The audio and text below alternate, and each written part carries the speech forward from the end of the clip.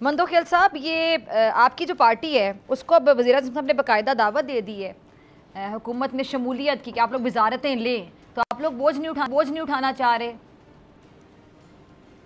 Pizza किस बात की बोझ नहीं उठाना थी? हमारी मेहरबानी की हमने उनको सपोर्ट की है। हम तो पीटीआई को भी सपोर्ट कर रहे थे।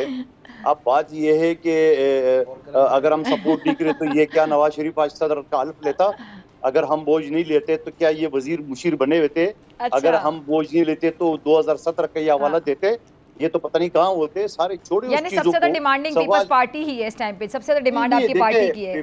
देखिए हमारी डिमांड यूं है कि हम आपकी पार्टी एक पिलर का किरदार अदा करे कि आप ये पिलर नहीं होगा तो फिर कोई हुकूमत नहीं बन सकती, आप ये कह रहे हैं। एग्जैक्टली कोई नहीं बना सकता। लेकिन सवाल ये है कि ये सारी चीजें जो हम गिनवा रहे हैं सारी चीज करें। मैं खुद नवाज शरीफ साहब का स्पीच आज देख रहा था, मैं उम्मीद रख रहा था कि वो कुछ हवाले देते या कुछ आगे का प्लान बना देते। ये तो वही साकिब निसार वही चीज हो। भाई आपको साकिब निसार ने अगर तंग किया है, बिल्कुल गलत किया है। आप एज ए वकील मैं आपको बता रहा हूँ, शेख शाहीन साहब समझते हैं ये जो 6 जजेस का खत चल रहा है, तो आप साथ उसको भी एक खत आप भी डाल दे कि जस्टिस इजाजुल हसन हमारे केस की मॉनिटरिंग जज बना हो, तो आज दुम दुबा के भागा है चीफ जस्टिस पाकिस्तान बनने वाला, वो क्यों गया? आप हिम्मत कर लेना जाके उस केस में और बता देना ये सारी चीजें।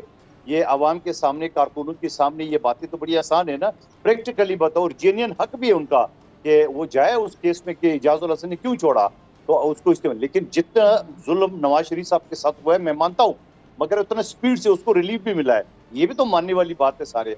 और दूसरी बात ये कि हम आखिर में ये कब तक ये सारी चीजें खेलते रहेंगे? सवाल ये है कि अगर ये इल्जामात और ये टॉक शो ये सर हमने अपने आवाम के लिए कुछ करना है कि नहीं करना है, और या इसी चीज पे करना है। आज पीटीआई ने एक ही मुद्दा उठाया कि इमरान खान साहब को बाहर कर दो। अरे भाई जब वो केसेस से बाहर हो गए, आप लोग वकील हो, जाके केसेस लड़े।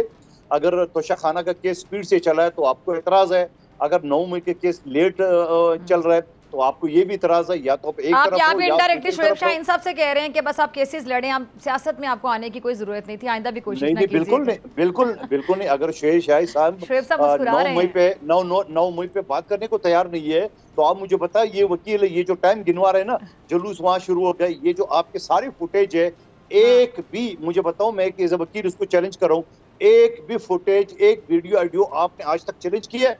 उसी के ऊपर तो सजाई हो रही है, उसी के ऊपर तो केसेस बन रही है। पढ़ लेना आर्टिकल कानूनी शहादत का आर्टिकल 164 पढ़ लिया। आप भी पढ़ ले, उसमें क्या लिखा हुआ है। सब्सक्राइब करें और बेल दबाएं ताकि कोई खबर रह न जाए।